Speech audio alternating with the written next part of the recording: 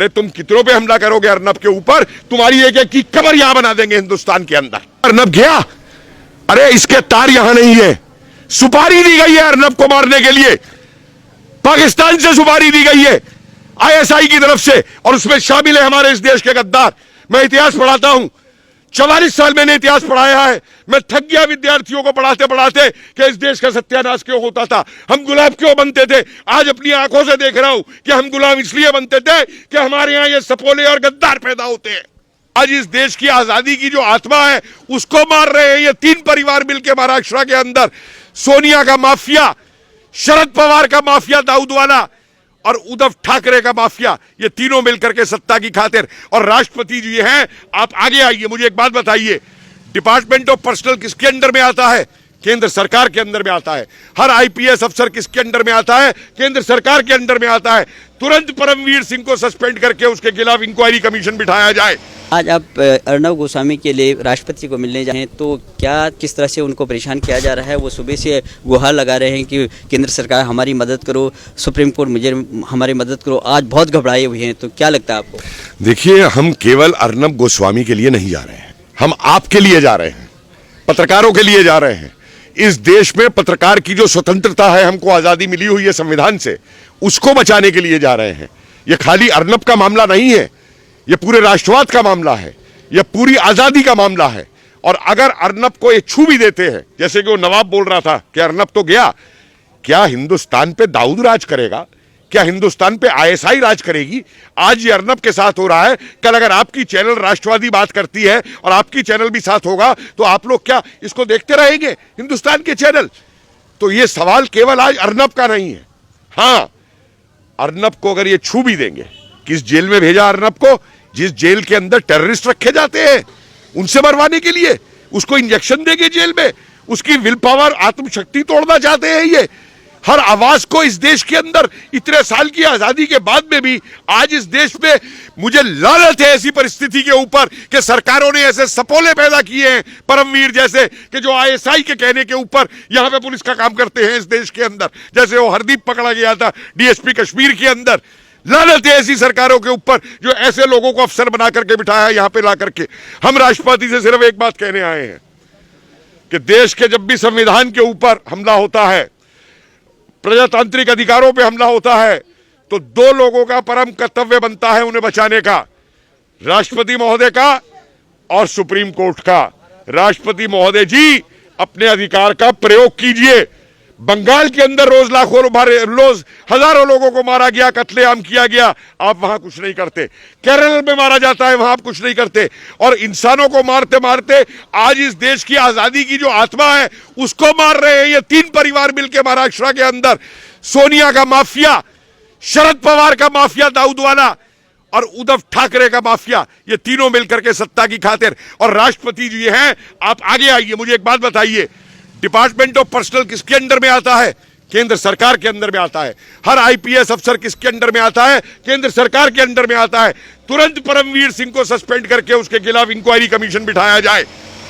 एक एनकाउंटर करने वाले एक्सपर्ट को बुला करके इतने साल बाद नौकरी पे एक राष्ट्र प्रेमी जो पत्रकार है उसके ऊपर लगाया जाता है। ऐसा तो इमरजेंसी में नहीं हुआ था, इन्होंने इमरजेंसी से भी आगे बढ़ गए हैं ये। ऐसा तो कभी जो है हिटलर के यहां भी नहीं हुआ था कि एक पत्रकार को पकड़ने के लिए AK-47 और राइफलें लेकर के आया जा रहा हो। तो आज हम इमरजेंसी नहीं, लोग कहते हैं इमरजेंसी, मैं कहता हूं नहीं, आज तो ये इमरजेंसी से भी बहुत आगे बढ़ गए हैं। और अगर इसको बर्खास्त नहीं किया गया महाराष्ट्र की सरकार को और ये हालत चलते रहे तो हर किसी राष्ट्रवादी के लिए फिर हिंदुस्तान में जगह नहीं है।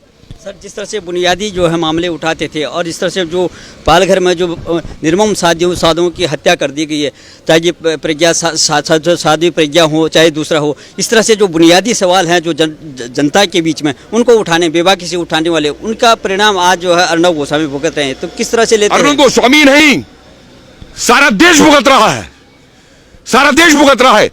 ये जिनपिन और जिहादियों ने मिलकर के, और जो कांग्रेस जिनपिन की एजेंट बन गई हुई है आज, जिसने सीक्रेट अरेंजमेंट कर रखे हैं चीन के साथ में, जो कांग्रेसी रोज पाकिस्तान की यह भाषा बोलते हैं। आज हिंदुस्तानी जागा है, ये सन 47 का धागा नहीं है। आज हिंदुस्तानी जागा है, ना यहां 47 होने देंगे और ना आतंकवादी को इस देश पे राज करने देंगे। आज अगर 66 साल की उम्र में मैं इस जोश के साथ खड़ा हूं देश को बचाने के लिए, तो आज मेरा युवा मुझसे कहीं आगे मजबूत होकर के खड़ा हुआ है देश को बचाने के लिए।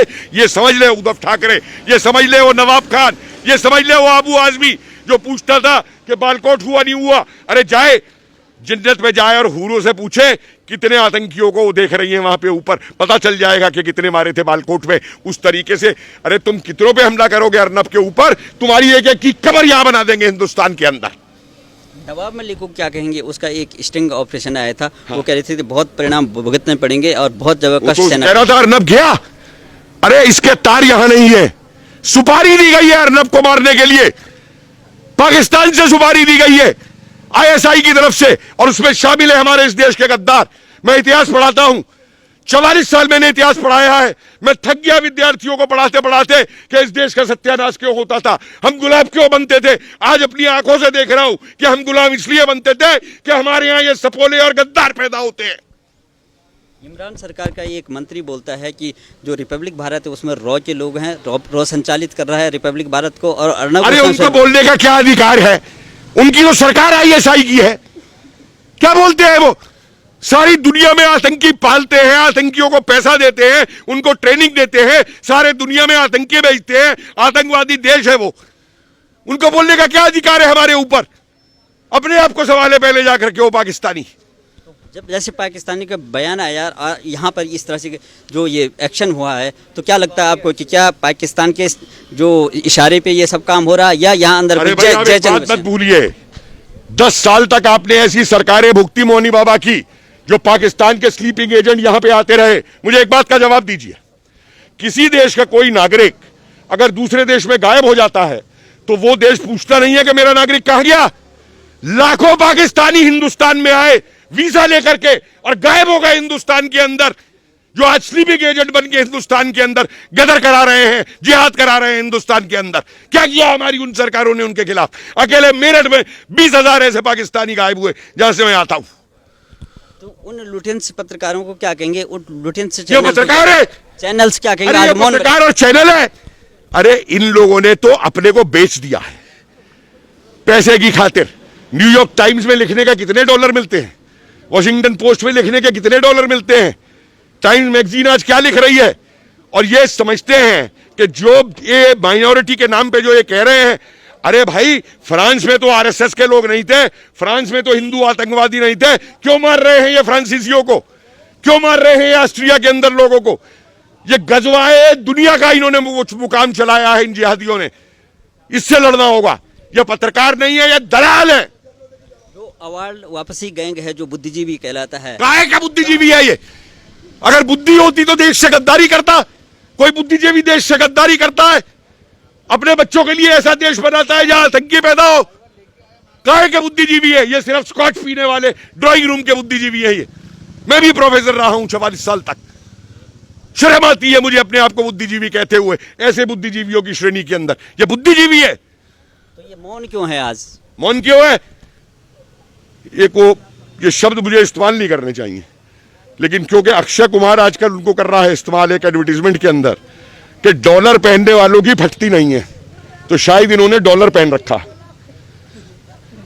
वो डॉलर की बनियान पहनता है, इन्होंने डॉलर का पैसा अपनी जेबों में डाल रखा है, इसलिए इनकी कोई चीज फटती नहीं है।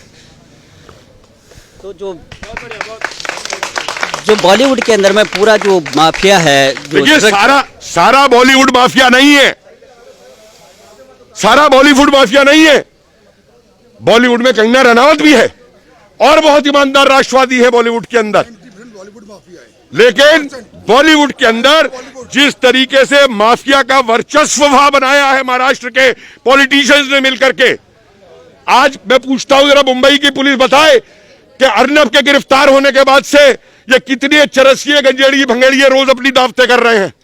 मुझे एक बात बताए, अर्नब का तो 2 साल पहले का केस खोल रहे हैं, वो भी गलत तरीके से, एबेटमेंट ऑफ सुसाइड के ऊपर। अरे दिशा का कत्ल हुआ, जिसके साथ वो रहती थी वो गायब है, उसका किसी ने एबेटमेंट सुसाइड का नहीं किया, वहां तुमने नहीं जानकारी की। सुशांत के मर्डर केस में अरे कोई चाबी का ताला खुलवाता है तो सबसे पहले अंदर घुस के देखता है। ये पुलिस वाले खड़े हैं, इनसे पूछिए कि अगर ताला बंद है तो सबसे पहले घुसेगा अंदर के कमरे के अंदर क्या हुआ, ना कि ताली वाले को पहले नीचे ले जाता है, श्रीमान जी जाइए, अच्छा आपने ताला तोड़ दिया, अब आप जाइए, अब हम जाके ताला खोलेंगे। ये किसका बेवकूफ बना रहे हैं?